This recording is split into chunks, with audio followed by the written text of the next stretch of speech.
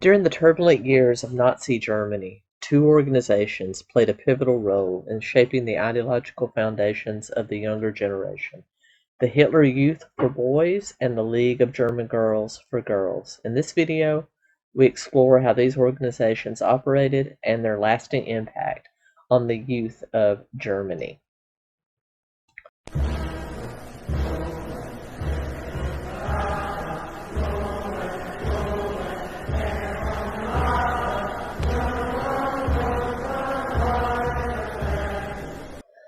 The Hitler Youth was established in 1922. It served as a primary vehicle for indoctrinating young boys into the ideals of Adolf Hitler and the Nazi parties.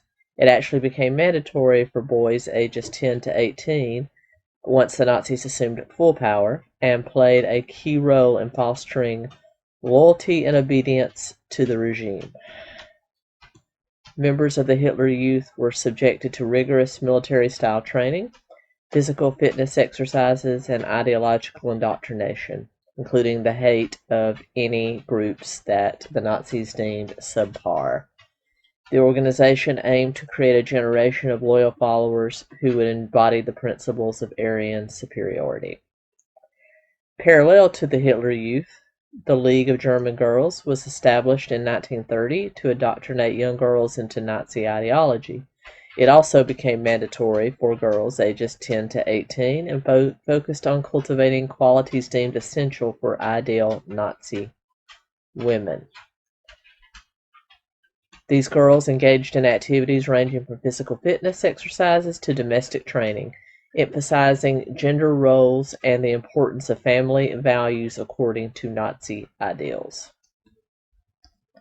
Following Hitler's and Ernest Röhm's failed coup in Bavaria in November of 1923, known as the Beer Hall Push, most Nazi youth groups that had been operating in fairly plain sight were essentially disbanded. However, much of them went underground. These same principles were taught to young boys in secret, and eventually, once the Nazi Party rose to power, they were essentially reorganized and expanded, making all membership mandatory. By 1930, the Hitler Youth proper had over 25,000 boys ages 14 and upward. They eventually started a younger junior branch for boys ages 10 to 14. On October 30th, 1931, the Hitler Youth officially became part of the SA, or Brown Shirts, basically a private army used by the Nazis, through a decree issued by Hitler, and they were placed under the command of Ernest Röhm. When Adolf Hitler and the Nazis seized power in the German parliament in 1933, membership in the Hitler Youth increased dramatically to over 2.3 million members by the end of that year, and by 1936, they had swelled to 5 million, with it officially becoming mandatory at the onset of World War II in 1939.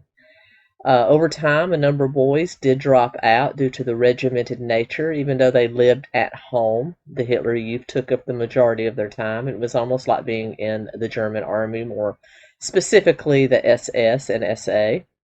However, some of these boys had to later rejoin, as it did become mandatory, as you could not get a decent job, could not enter a university, could certainly not enter politics without being either a member of the Hitler Youth if you were under 18, or a member of the Nazi Party if you were over 18. The members of the Hitler Youth were viewed as ensuring the future of Nazi Germany, and they were indoctrinated into all the Nazi ideology, specifically racism. They were indoctrinated into the myths of Aryan racial superiority, and to view Jews, Slavs, homosexuals, Gypsies, basically anyone else that was not a true Aryan German of Nordic descent, as subhuman. Later on, not even human, as we inch ever closer to the Holocaust.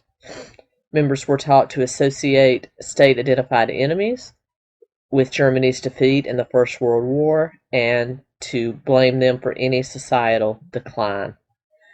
The Hitler Youth were used in open warfare along with the rest of the SA, except they would be sent in as basically young stormtroopers to break up any youth groups, specifically church groups, that were not upholding Nazi ideals. There was a huge rivalry between the Catholic Church and the Lutheran Church and the Nazis. So these boys were sent undercover as spies to see what church youth groups were teaching and also to help break them up if it came down to it.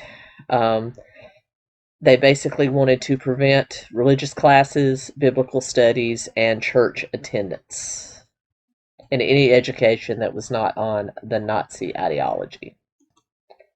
During the early war years, they were pretty much relegated to non-combat jobs, moreover structuring themselves to be the future of Germany, especially those under the age of 18. They were taught to be athletic, healthy, marry good girls of good stock, and breed good Aryan children. However, as the war approached its end with Germany on the losing side, and the number of German soldiers killed in action or captured became astronomical, it was time for the Hitler Youth to actually enter the armed services, and commanders were regularly drafting young boys as young as 12 years old to join the official army. And by the time the Soviets and the Allies advanced on Berlin in 1945, thousands of young men were killed in a last-ditch effort to defend the capital city. The League of German Girls had its beginning in 1930 and was basically a female offshoot of the Hitler Youth. It was divided into two sections for ages 14 to 18 and ages under 14 with the minimum age of 10. So kind of think of these kind of like the Girl Scouts, but evil.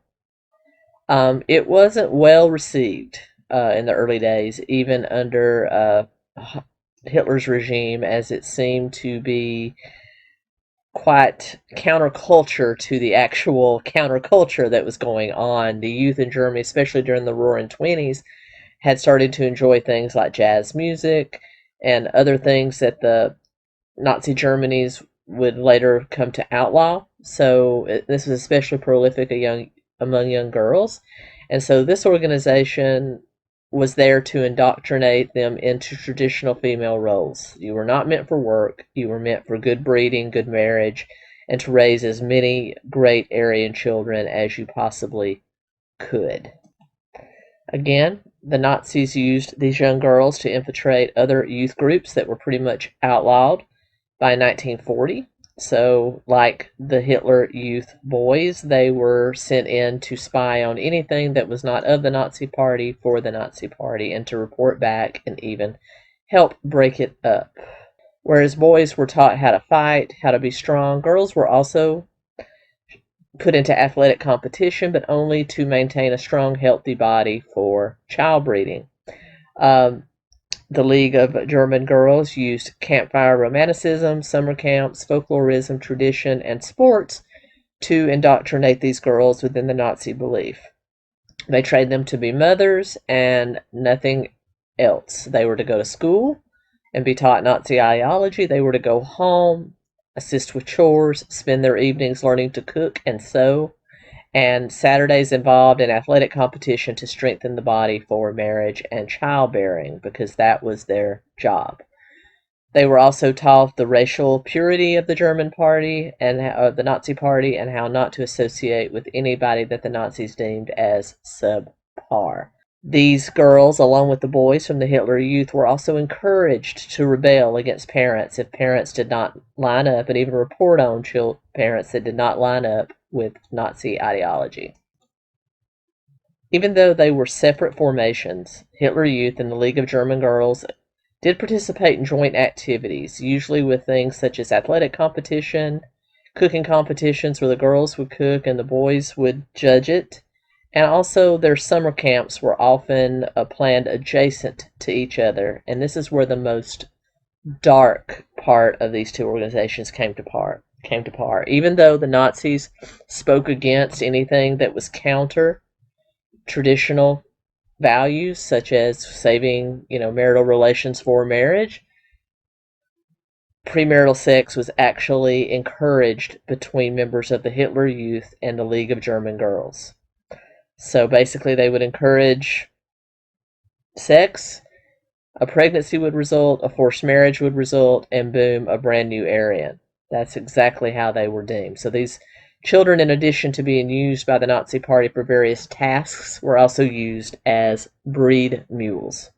And it was encouraged, though, kind of on the down low. As World War II began to draw to its close, both organizations became increasingly involved in military roles, even though the League of German Girls was still kind of relegated to assisting with nurses and the Red Cross and working towards the war effort, producing munitions, that sort of thing. And the boys would actually go into combat. It was not unknown for a young girl, especially when Berlin was on its way down, to be forced into combat as well. In the aftermath of the war, both the Hitler Youth and the League of German Girls were disbanded, and their leaders faced legal consequences for their roles in Nazi atrocities, including everything from war crimes to financial crimes. The legacy of these organizations stand as a stark reminder of the dangers of ideological indoctrination and manipulation of young minds. They were once powerful instruments of Nazi propaganda, and they serve as cautionary tales about the impact of any type of fanaticism on youth for political gain. Food for thought. And until next time, keto and crime. Out.